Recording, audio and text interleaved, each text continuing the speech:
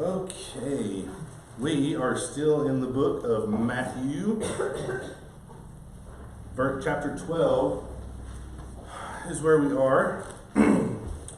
We are going to back up just a little bit to a little bit before where we left off last Wednesday, because when we left off last Wednesday, we were kind of in the middle of a thought. So we're going to go back so we kind of know what we're talking about. So we're not going to go really far back, but we're just going to go back just a little bit so if you were here last Wednesday, the first few minutes of class might seem a little repetitive, but then we'll quickly get into the rest of it here. Let's look at Matthew chapter 12. Matthew chapter 12. At that time, Jesus went through the grain fields on the Sabbath.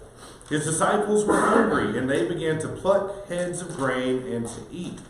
But when the Pharisees saw it, they said to him, "Look, your disciples are doing what is not lawful to do on the Sabbath." He said to them, "Have you not read what David did when he was hungry, and those who were with him, how he entered the house of God and ate the bread of the presence, which it was not lawful for him to eat, nor for those who were with him, but only for the priests? Or have you not read in the law how on the Sabbath the priests in the temple profane the Sabbath and are guiltless? I tell you, something greater than the temple is here. And if you had known what this means, I desire mercy and not sacrifice, you would not have condemned the guiltless, for the Son of Man is Lord of the Sabbath." Okay, so as we began to talk last week, we talked about how back in the day, back in this time, they had gleaning laws. We talked about the gleaning laws that they had, and basically that was the idea that when you have crops, you leave some on the corners, on the outskirts of your field, so that the poor, those who are poor, would be able to glean some for themselves. And I believe that that's what they're doing here, Jesus and his disciples. I believe that that's what they're doing. I think they're gleaning. And this, of course, harkens back to what Jesus said back in Matthew chapter 8, which said, "Foxes have holes, birds of the air have nests, but the Son of Man has nowhere to lay his head." So there were occasions where they would take advantage of gleaning laws because they were hungry, and this is where the food was. They're hungry, they're essentially homeless at this point as they're traveling around, and they're taking advantage of the law that God had put into place in order for the Israelites to be able to take care of Israelites. And so there was a blessing, there was a provision that God had designed to help and to benefit his people. And they're taking this and they're eating, and the Pharisees are telling them, "You're breaking the Sabbath. What you're doing is unlawful." And what they're actually accusing them of doing is working on the Sabbath. They're accusing them of working on the Sabbath. If I'm going to pluck these heads of grain and I'm going to rub them in my hands, that's essentially harvesting. They're saying that you are harvesting, and you can't harvest on the Sabbath. I mean, if you can't harvest the whole field, you can't harvest half of a field. And if you can't harvest half of a field, you can't do a row in the field. And if you can't do a row in the field, you can't do half a row in the field. And if you can't do half a row in the field, you can't do a stalk in the field. You guys are working, and you are violating the Sabbath. And for a long time, I mentioned this last week, a lot of times I would just kind of jump into that first thing that Jesus said about David and eating the showbread. And, I've heard a lot of sermons on that and a lot of things being preached and discussions on that. But this time, as I was reading in this chapter, I realized that I had a lot of times been so distracted by that I hadn't spent a whole lot of time on that second thing that Jesus says here, which says, "Or have you not read in the law how on the Sabbath the priests in the temple profane the Sabbath and are guiltless?" Now, I don't think there's ever a place that says that the priests are profaning, but I do believe that he's referring to laws like we find in Numbers chapter 28. If you look in Numbers chapter 28, verses 9 and 10, it says, "On the Sabbath day, 2 male lambs, a year old, without blemish, and 2/10 of an ephah of fine flour for a grain offering mixed with oil and its drink offering. This is the burnt offering of every Sabbath, besides the regular burnt offering and its drink offering. So this is the offering that the priests were supposed to be giving every Sabbath day. The priests were supposed to be giving this every Sabbath day. So there's a law that says don't work on the Sabbath. But there's also a law that says priests do work on the Sabbath. When they're in the temple and they're offering these offerings, the priests do work on the Sabbath. And the idea here is that these offerings being offered in the temple itself, and this is the part I was saying I hadn't really thought about before. What Jesus is really saying is that the temple itself, because it's God's dwelling place, because it's the holy place, because they're serving in the temple, what they're doing in the temple is actually not profaning the Sabbath. They're guiltless of profaning the Sabbath because the temple itself makes what they're doing holy. Not that they could just go and do anything they wanted in the temple. Not that they could just do anything they wanted because they were temple servants and it would just be okay. But because they were actually serving in the temple according to God's will, it made their work on the Sabbath day holy. So here's God's plan. Here's what God has done to make us holy. They were supposed to keep the Sabbath day to be holy. They were supposed to offer these sacrifices in order to be holy, as God is holy. And they're in the temple. They're in the holy temple, the sacrificial temple. They're doing sanctified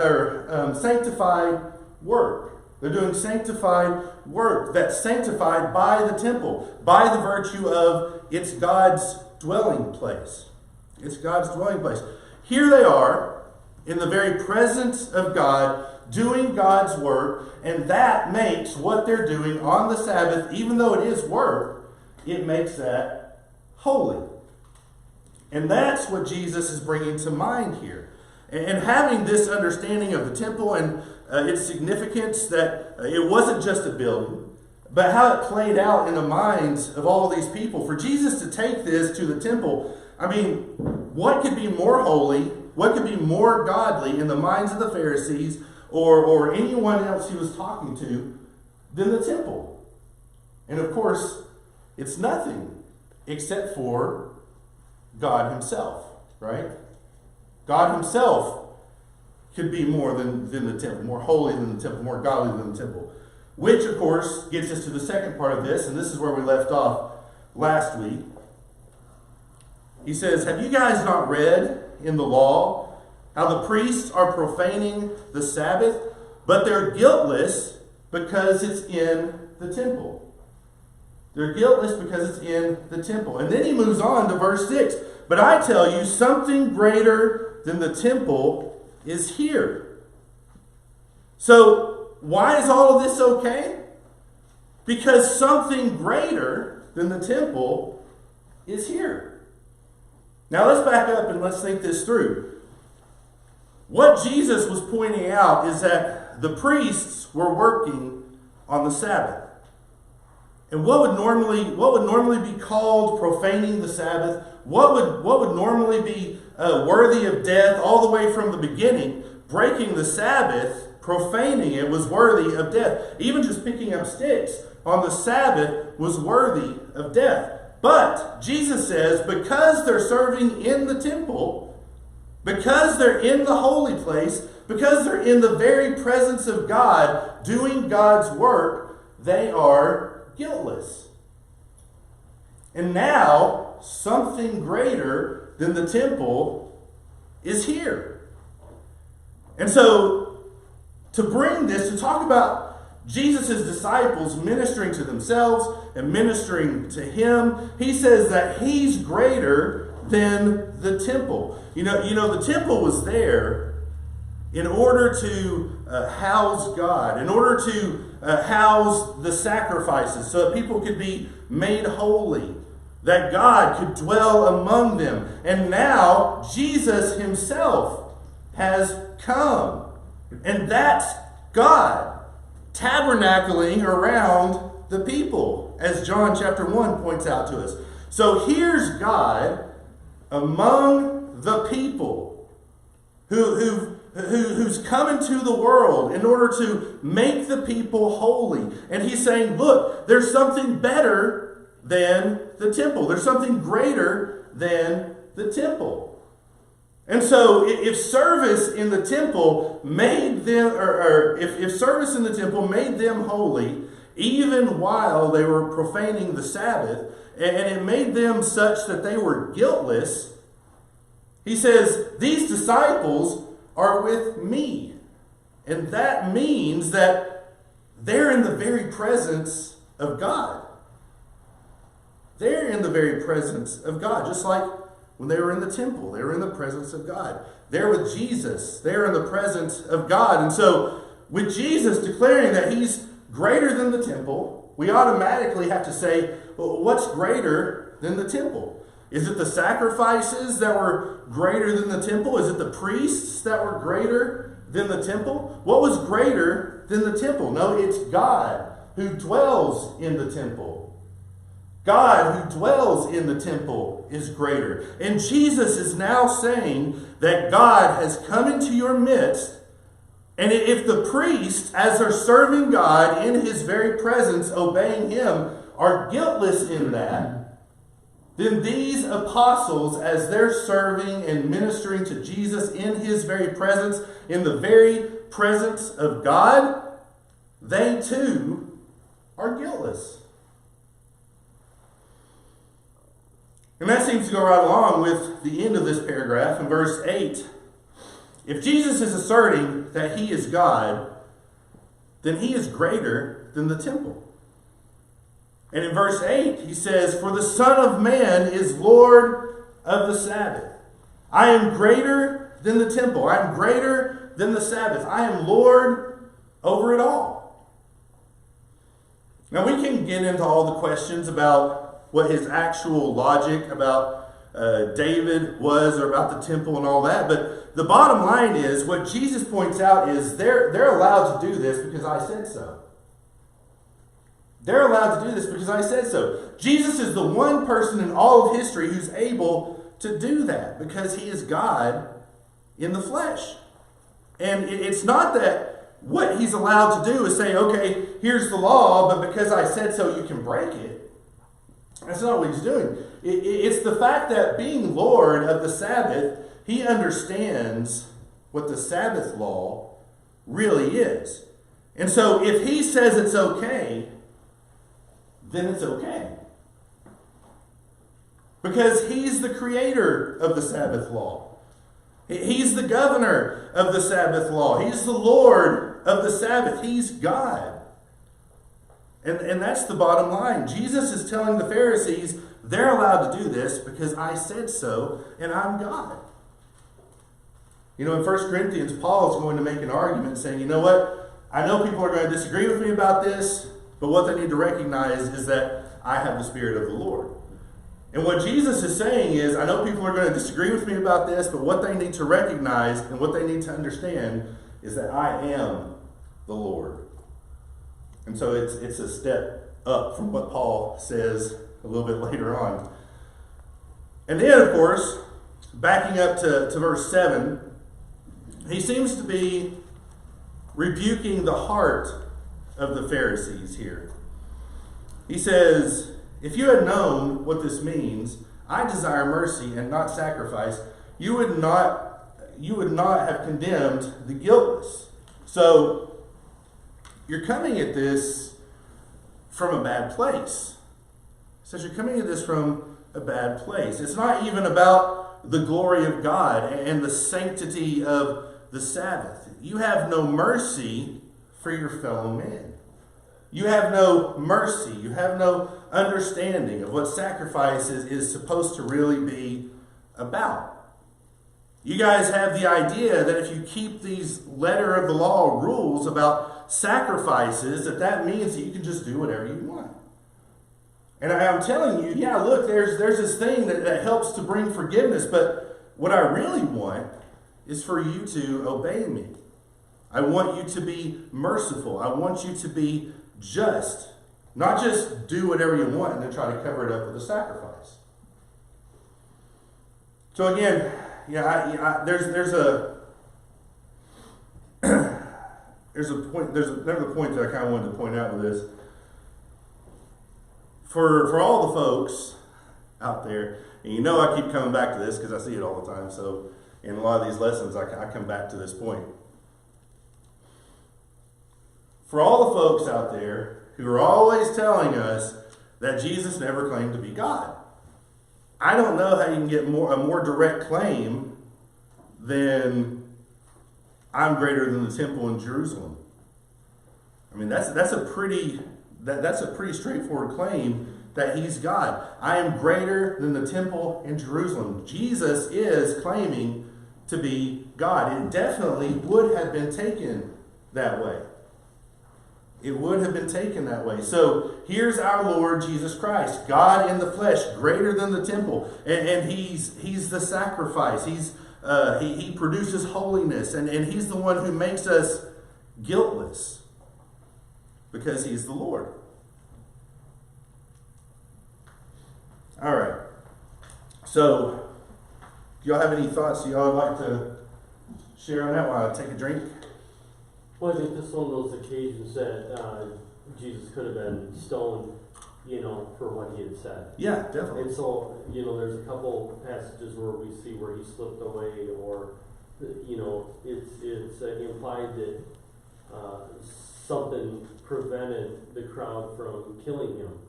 To claim to be the Son of Man and Lord of the Sabbath, that would get you stoned to be. Yeah, so. Definitely would have got you stoned. That's absolutely right. Thank you. Anybody else have any thoughts before we move along? I got excited about that. When I was reading that, I had never really thought about that before. So when I was going through that, and I could kind of see how the way he was connecting that to the temple and the dwelling place of God, and how God now is here dwelling among the people. I just kind of got excited because I never really thought about that verse before. So, all right. Well, let us continue on. My throat is really dry this evening. I am feeling a whole lot better, by the way. I appreciate all of y'all's prayers and texts and calls and everything and checking on me. I'm doing a whole lot better than I was on Sunday. So thank you all for that. I think I got a little bit of a cough and apparently a little bit of a dry throat too, but we are going to get through it. All right. Verse 9. We're still in chapter 12. Verse 9. He went on from there and entered their synagogue, and a man was there with a withered hand, and they asked him, "Is it lawful to heal on the Sabbath?" So they might accuse him. He said to them, "Which one of you who has a sheep, if it falls into a pit on the Sabbath, will not take hold of it and lift it out? Of how much more value is a man than a sheep? So it is lawful to do good on the Sabbath." Then he said to the man, "Stretch out your hand." And the man stretched it out, and it was restored, healthy like the other. But the Pharisees went out and conspired against him, how to destroy him. One of the things that fascinates me about this is whatever we want to say about the argumentation, whether we struggle with what Jesus means or what his argument is at all, whether we struggle with any of that stuff, at the very least, by the time it's done, the Pharisees have accepted this argumentation. They couldn't just accuse him at that moment. They had to leave. They had to leave and go figure out another plot to try and destroy him. So they're basically conceding that what he has spoken is true and right. So I just find that fascinating. Now, I do think about this guy with the withered hand, and it's not 100% clear if they just take advantage of a situation that has just coincidentally arisen, or if they've manufactured this situation. I tend to think that they've manufactured this situation, a lot like they're going to do later on with the woman caught in adultery. I feel like this is kind of a manufactured situation. I think they brought this guy in as a prop, which actually, if that's true, demonstrates this lack of concern about people. And not only are they not doing good, whether it's the Sabbath or otherwise, they're actually treating this person like less than human. You know, you're not one of us. You're somebody we can just use in order to get to this person that we're wanting to get accused or wanting to accuse. Now, Jesus, of course, looks at him and he sees a person. He sees a child of God. He sees his own creation, and he sees a need, and he has love, and he has compassion. But they're wanting to accuse him. So here's another example where Jesus knows good and well.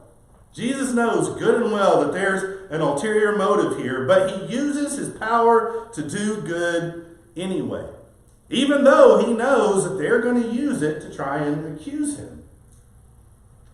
This is another one of those places where, like we've said over the last couple of chapters, Jesus isn't going to play by their rules. He wasn't going to play their game. He knew they were going to accuse him, but what he's going to do is he's going to go ahead and do what's right anyway.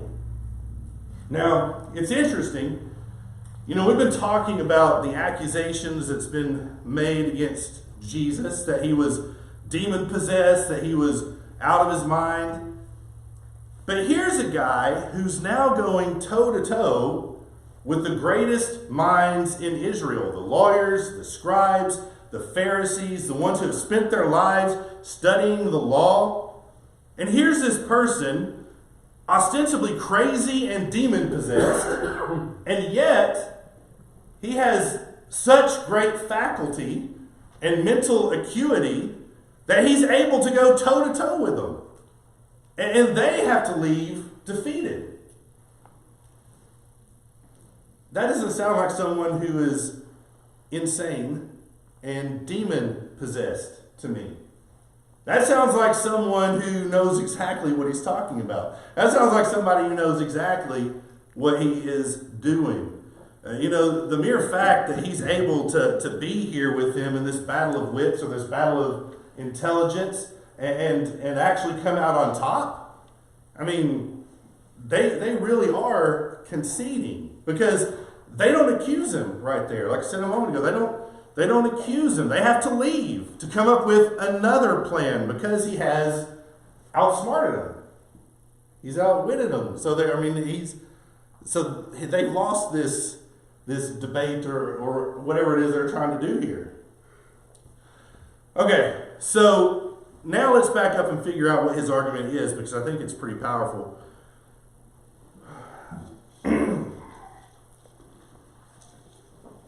All right, so they've got a guy with the withered hand, and they ask Jesus if it's lawful to heal on the Sabbath. Is it lawful to heal on the Sabbath? And you know, what we might say today is it authorized? Does God's law authorize this? Do we have the authority to heal on the Sabbath? Which is an interesting question all on its own. I mean, there's a part of me that wants to say, can you guys even hear what you're saying? Do y'all hear what you're asking here?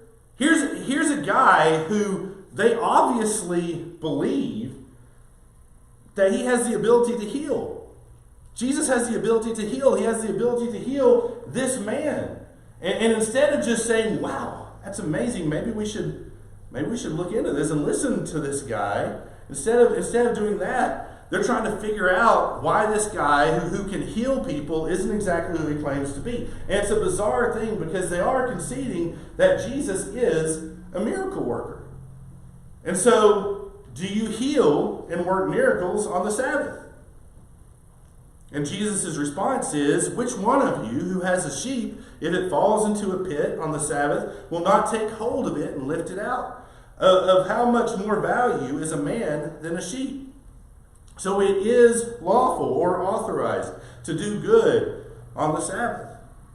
Then he said to the man, stretch out your hand. And the man stretched it out, and it was restored healthy like the other. Now here's what Jesus doesn't do. First of all, I think it's really important to note that Jesus doesn't say, hey guys, why are you even worried about this? Don't even worry about this. Don't you know that I'm bringing in grace, and grace means that law doesn't matter, and grace means that we don't have to come up with any kind of authority? You know we're moving away from a law system and we're going into a grace system. So it doesn't really matter. I just get to do whatever I want. He doesn't say that. And I think that that's important for us to see. We've been talking about the Sabbath and how Jesus isn't breaking the Sabbath. He isn't violating the Sabbath. And that also goes back to Matthew chapter 5 and the fact that his purpose for being here is to fulfill the law. That's why he's here, is to fulfill the law. He hasn't come to transgress any of it. And so in that respect, even though their hearts are in the wrong place, it could be an honest question. Are you just throwing out the Sabbath willy-nilly? And he's trying to teach them a better way. He's trying to teach them to use logic and reason and to actually appeal to the Scripture. I mean, when he uses that word therefore, we realize, he's actually led them through a process to see that I am maintaining the Sabbath. I am maintaining the Sabbath. You're attacking me based on a misunderstanding about all this. And so he doesn't say that the law doesn't matter. He doesn't say that authority doesn't matter. And the other thing he doesn't do is he doesn't say, guys, that's just your opinion or that's just your interpretation. No, he actually pulls up the law. And he now starts to use logical reasoning. But I have to admit there's a couple other things that he doesn't do here. He doesn't say, hey guys, remember when Moses wrote in Deuteronomy that you're allowed to heal on the Sabbath? No, he didn't do that. He didn't go back and find a direct statement. The other thing he doesn't do is, hey guys, remember when Elijah healed someone on the Sabbath? Or remember when Moses healed somebody on the Sabbath? Or when David actually healed somebody on the Sabbath? He doesn't look back and find any examples. He doesn't find an example of anyone actually ever being healed on the Sabbath. And so he doesn't find a statement. He doesn't find a command. He doesn't find an example. But what does he do? What does he do? He actually pulls out something that seems to be about something completely different. It seems to be about something completely different. He says, guys, let me ask you, how would you treat a sheep that had fallen into a pit? How would you treat a sheep that had become downcast and had fallen over and got caught in a trap? How would you treat that sheep? What would you do? And that's not entirely a hypothetical situation because there actually is a law about that. There is a law about that. So what Jesus does is he goes to a law that's actually written and that seems to be about something completely different. And I'm looking at Deuteronomy 22. Deuteronomy 22.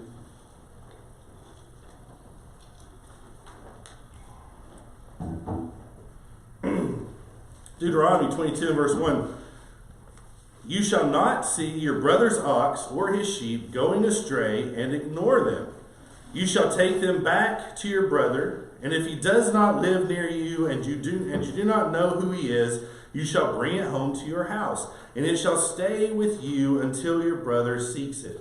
Then you shall restore it to him, and you shall do the same with his donkey, or with his garment, or with any lost thing that your brothers which he loses and you find.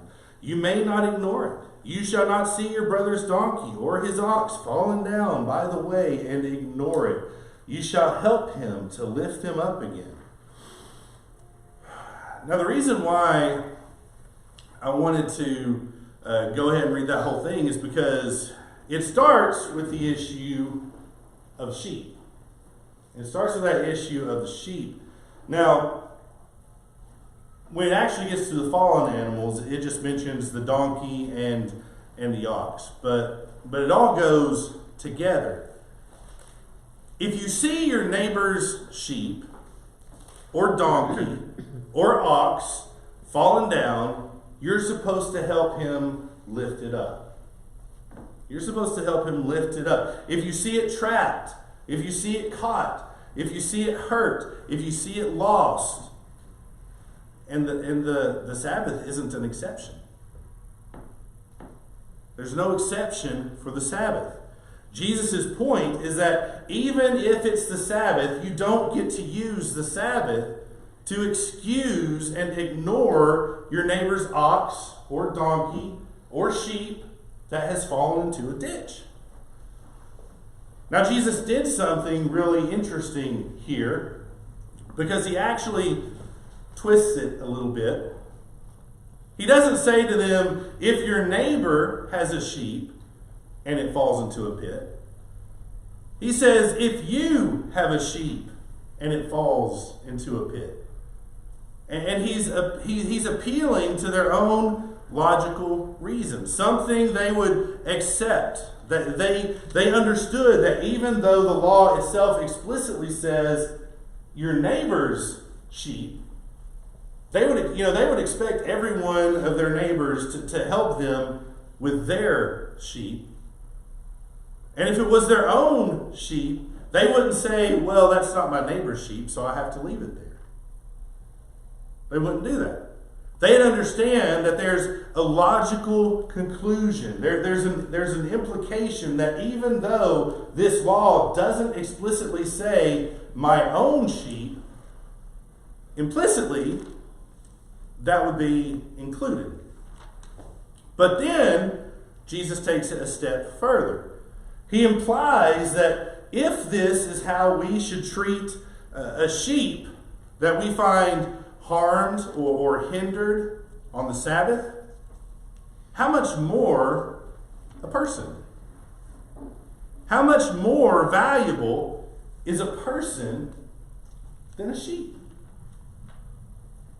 Right? How much more valuable is that? And so, here's a really important thing. I know that there are a lot of people today who don't believe that the Bible authorizes things implicitly. But I just want to point out that that's exactly what Jesus is doing here. Jesus is reasoning from the law something that it didn't explicitly say. He can't go anywhere in the law and find a statement or an example of someone being healed on the Sabbath. But he finds this law about the sheep and how you're supposed to do good and help even on the Sabbath. And he says, see, this is authorized. It is lawful to do good on the Sabbath.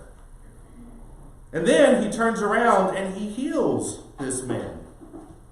He turns around and heals this man. Jesus used the principle of implication and logical reasoning to say that this is authorized and I am allowed to do it. And then, right in front of the Pharisees, he heals this guy. He heals him. And the Pharisees and the scribes and the Jews had to admit defeat. They had to admit defeat. They couldn't argue with it. That's why they had to leave and go come up with another plan. They couldn't argue with him. Obviously, they believe that they're conceded that what he's saying is true.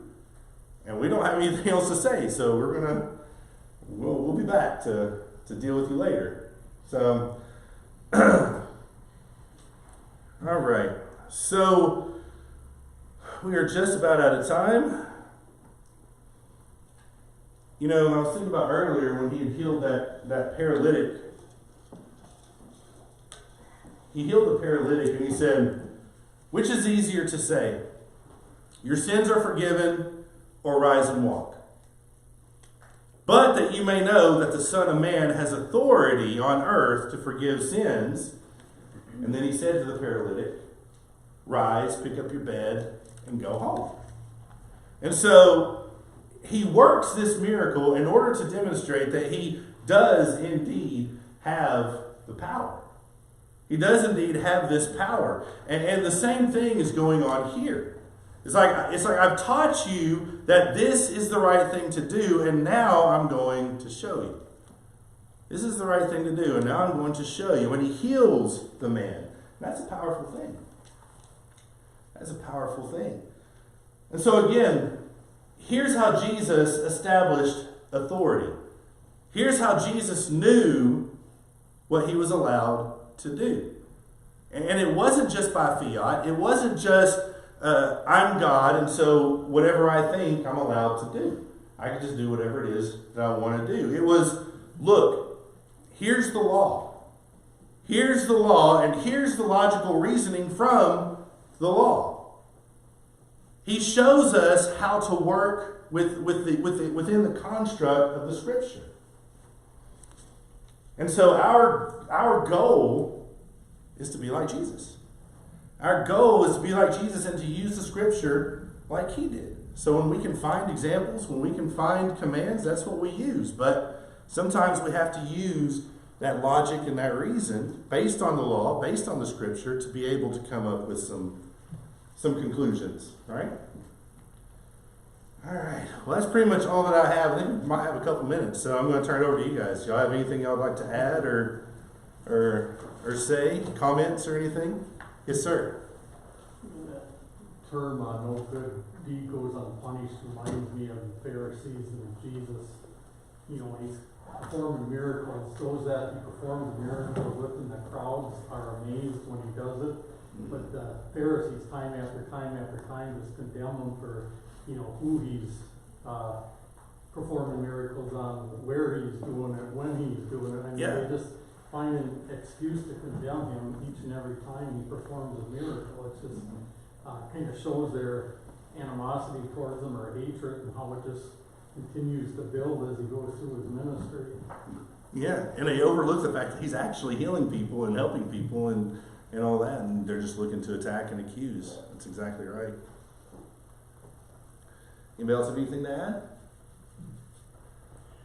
You know, they didn't seem to learn either, even in Paul's travels and preaching and that. Look how the Pharisees used him, and the apostles and that. I mean, they just never seemed to pick up on the message for some reason. Yeah, and when you look at these examples, Jesus especially, but then you look at the apostles and those who followed him, and you see how they were attacked and how they were ridiculed and how they were mocked or made fun of and so forth. I mean, I know we've made this point here before, but we should kind of expect that, right? I mean, no student is above his master, right? And if our master, if that's what happened to him, what's going to happen to us? I mean, it's no wonder that people mock and ridicule and so forth, because that's what happened to him, and that's what happened to the apostles, and everybody who's followed him since then. They've had to deal with things like that. And so, yeah, it shouldn't surprise us when we have to deal with that as well. Well, and I also find from listening to you, switching back and forth, New and Old Testament, that you can find an example of a problem that you're going through and the answer. Yeah. A lot of times you go through and you look through whether it's the new or the old. You can usually find whether you can find an example or whether you can find an exact situation. You can always find some way to help you out of your problems usually.